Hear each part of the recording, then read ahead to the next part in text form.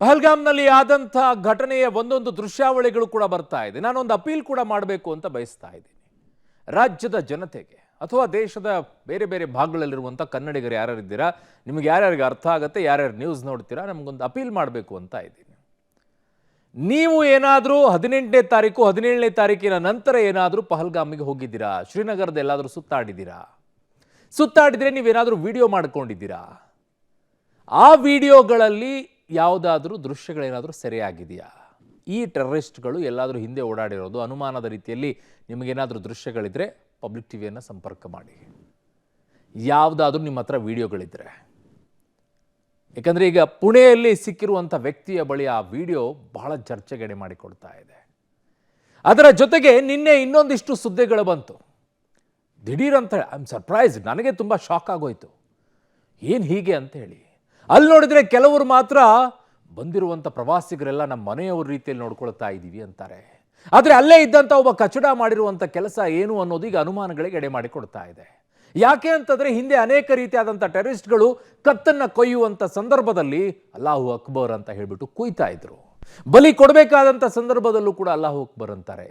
ಇಲ್ಲೂ ಕೂಡ ಅದೇ ರೀತಿಯಾಗಿ ನಡೀತಾ ಅಂತ ಹೇಳಿ ಏನು ಅಂತಂದರೆ, ಜಿಪ್ ಲೈನಲ್ಲಿ ಹೋಗ್ತಾ ಇದ್ನಲ್ವಾ, ಅವನನ್ನು ಕಳಿಸೋ ಮುಂಚಿತವಾಗಿಯೇ ಗುಂಡಿನ ಶಬ್ದ ಕೇಳುತ್ತೆ. ಆ ಗುಂಡಿನ ಶಬ್ದ ಕೇಳಿದ ನಂತರ ಇಮ್ಮಿಡಿಯೇಟ್ ಆಗಿ ಅವನು ಕೂಗುವಂಥದ್ದು ಅಲ್ಲಾಹು ಅಕ್ಬರ್ ಅಂತ ಹೇಳಿ.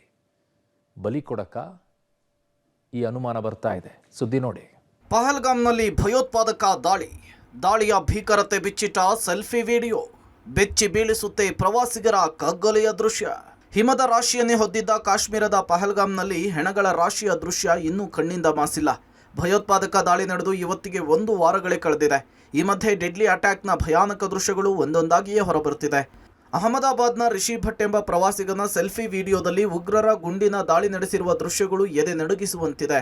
53 ಸೆಕೆಂಡ್ಗಳ ವಿಡಿಯೋದಲ್ಲಿ ಗುಂಡಿನ ದಾಳಿಯಿಂದ ಓರ್ವ ವ್ಯಕ್ತಿ ನೆಲಕ್ಕುರುಳಿರೋದು, ಪ್ರವಾಸಿಗರು ದಿಕ್ಕಾಪಾಲಾಗಿ ಓಡುವ ಭಯಾನಕ ದೃಶ್ಯಗಳು ಸೆರೆಸಿಕ್ಕಿದೆ.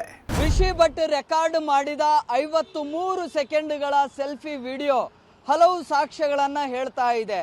ತನಗೆ ಅರಿವಿಲ್ಲದೆ ಮಾಡಿದಂತಹ ವಿಡಿಯೋದಲ್ಲಿ ಉಗ್ರರು ದಾಳಿ ನಡೆಸಿದಂತಹ ದೃಶ್ಯಗಳು ಅದರಲ್ಲಿ ಸೆರೆಯಾಗಿದೆ. ಮುಖ್ಯವಾಗಿ ಜಿಪ್ ಲೈನ್ ರೈಡ್ ಮಾಡುವಂತಹ ಸಂದರ್ಭದಲ್ಲಿ ಆತನಿಗೆ ಕೆಳಗಡೆ ಏನು ಆಗ್ತಾ ಇದೆ ಅನ್ನುವಂಥದ್ದೇ ಅರಿವಿರಲಿಲ್ಲ. ಯಾವಾಗ ಜಿಪ್ ಲೈನ್ ರೈಡ್ ಮುಗಿಸಿ ಕೆಳಗಡೆ ಇಳಿತಾ ಇರ್ತಾನೆ, ಆಗ ಉಗ್ರರ ಕೃತ್ಯ ನಡೆದಿದೆ ಅನ್ನುವಂಥದ್ದು ಗೊತ್ತಾಗಿದೆ. ಅಲ್ಲಿಂದ ಇಳಿದು ನೇರವಾಗಿ ತನ್ನ ಪತ್ನಿ ಮತ್ತು ಮಗುವನ್ನು ಕರೆದುಕೊಂಡು ಅಲ್ಲಿಂದ ಸುರಕ್ಷಿತ ಪ್ರದೇಶಕ್ಕೆ ಓಡಿ ಹೋಗುವಂತಹ ಪ್ರಯತ್ನವನ್ನು ಕೂಡ ಮಾಡ್ತಾನೆ. ಇನ್ನು ಜಿಪ್ ಲೈನ್ ಆಪರೇಟರ್ ಅಲ್ಲಾಹು ಅಕ್ಬರ್ ಅಂತ ಪಠಿಸಿದಂತಹ ವಿಡಿಯೋ ಕೂಡ ರೆಕಾರ್ಡ್ ಆಗಿದೆ.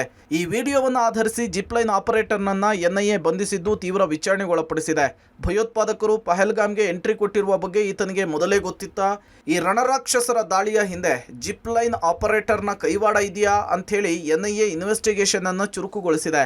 ಇದೆಲ್ಲದಕ್ಕಿಂತ ಮುಖ್ಯವಾಗಿ ಆತ ಅಲ್ಲಾಹು ಅಕ್ಬರ್ ಅಂಥೇಳಿ 3 ಬಾರಿ ಪಠಿಸಿದ್ದೇಕೆ ಅನ್ನುವಂತಹ ಪ್ರಶ್ನೆಯನ್ನ ಎನ್ಐಎ ಮಾಡ್ತಿದೆ. ಜಿಪ್ ಲೈನ್ ಆಪರೇಟರ್ಗೆ ಮೊದಲೇ ಉಗ್ರರ ನಂಟಿತ್ತ? ಜಿಪ್ ಲೈನ್ ರೈಡ್ ಮಾಡುವಂತಹ ಪ್ರವಾಸಿಗನನ್ನ ತಳ್ಳಿ ಅಲ್ಲಾಹು ಅಕ್ಬರ್ ಅಂತ 3 ಬಾರಿ ನಮಿಸಿದ್ದು ಯಾಕೆ? ಈ ವಿಡಿಯೋ ಇದೀಗ ವೈರಲ್ ಆಗ್ತಾ ಇದ್ದ ಹಾಗೆ ಆತನನ್ನ ಎನ್ಐ ಅಧಿಕಾರಿಗಳು ಬಂಧನವನ್ನ ಮಾಡಿದ್ದಾರೆ. ಆತನನ್ನ ತೀವ್ರ ವಿಚಾರಣೆಗೆ ಒಳಪಡಿಸಿದ್ದಾರೆ. ಉಗ್ರರ ನಂಟಿದೆಯಾ, ಆತ ಅಲ್ಲಾಹು ಅಕ್ಬರ್ ಅನ್ಲಿಕ್ಕೆ ಏನು ಕಾರಣ, ಇದೆಲ್ಲವನ್ನ ಕೂಡ ಕೆದಕುವಂತಹ ಪ್ರಯತ್ನವನ್ನ ಅಧಿಕಾರಿಗಳು ಮಾಡ್ತಾ ಇದ್ದಾರೆ. ಆತ ಬಾಯಿ ಬಿಟ್ರೆ ಮತ್ತೊಂದಿಷ್ಟು ಸ್ಫೋಟಕ ವಿಚಾರಗಳು ಹೊರಬರುವಂತಹ ಸಾಧ್ಯತೆಗಳು ಕೂಡ ಇದ್ದಾವೆ. 3 ಬಾರಿ ಅಲ್ಲಾಹು ಅಕ್ಬರ್ ಅಂದ್ರು, ತಕ್ಷಣ ಗುಂಡಿನ ಸುರಿಮಳೆ ಶುರುವಾಯಿತು. ಉಗ್ರ ಕೃತ್ಯದ ಬಗ್ಗೆ ಪ್ರವಾಸಿಗ ರಿಷಿ ಭಟ್ ಮಾತು. ಇನ್ನು ಸೆಲ್ಫಿ ವಿಡಿಯೋ ರೆಕಾರ್ಡ್ ಮಾಡಿದ್ದಂತಹ ಪ್ರವಾಸಿಗ ರಿಷಿ ಭಟ್ ಉಗ್ರರ ಕೃತ್ಯವನ್ನು ಎಳೆಯಾಗಿ ಬಿಚ್ಚಿಟ್ಟಿದ್ದಾರೆ. ವಿಡಿಯೋ ಮಾಡುವಾಗ ಗುಂಡಿನ ಶಬ್ದ ಕೇಳಿ ಬಂತು. ಅಲ್ಲಿಂದ ಜಿಪ್ ಲೈನ್ ಆಪರೇಟರ್ 3 ಬಾರಿ ಅಲ್ಲಾಹು ಅಕ್ಬರ್ ಅಂತ ಕೂಗಿದ್ರು. ಅವರು ಕೂಗಿದ ತಕ್ಷಣ ಗುಂಡಿನ ಸುರಿಮಳೆಯೇ ಶುರುವಾಯಿತು ಅಂಥೇಳಿ ರಿಷಿ ಭಟ್ ಹೇಳಿದ್ದಾರೆ. ನನಗಿಂತ ಮುಂಚೆ ನನ್ನ ಪತ್ನಿ ಮಗ ಜಿಪ್ ಲೈನ್ನಲ್ಲಿ ಹೋಗಿದ್ರು. ಆದರೆ ಇವರೆಲ್ಲ ಹೋಗುವಾಗ ಅಲ್ಲಾಹು ಅಕ್ಬರ್ ಅಂತ ಹೇಳಲಿಲ್ಲ. ನಾನು ತೆರಳುವಾಗ 3 ಬಾರಿ ಅಲ್ಲಾಹು ಅಕ್ಬರ್ ಅಂದ್ರು ಎನ್ನುವ ಮೂಲಕ ಉಗ್ರರ ಕರಾಳತಿಯನ್ನ ರಿಷಿ ಬಿಚ್ಚಿಟ್ಟಿದ್ದಾರೆ.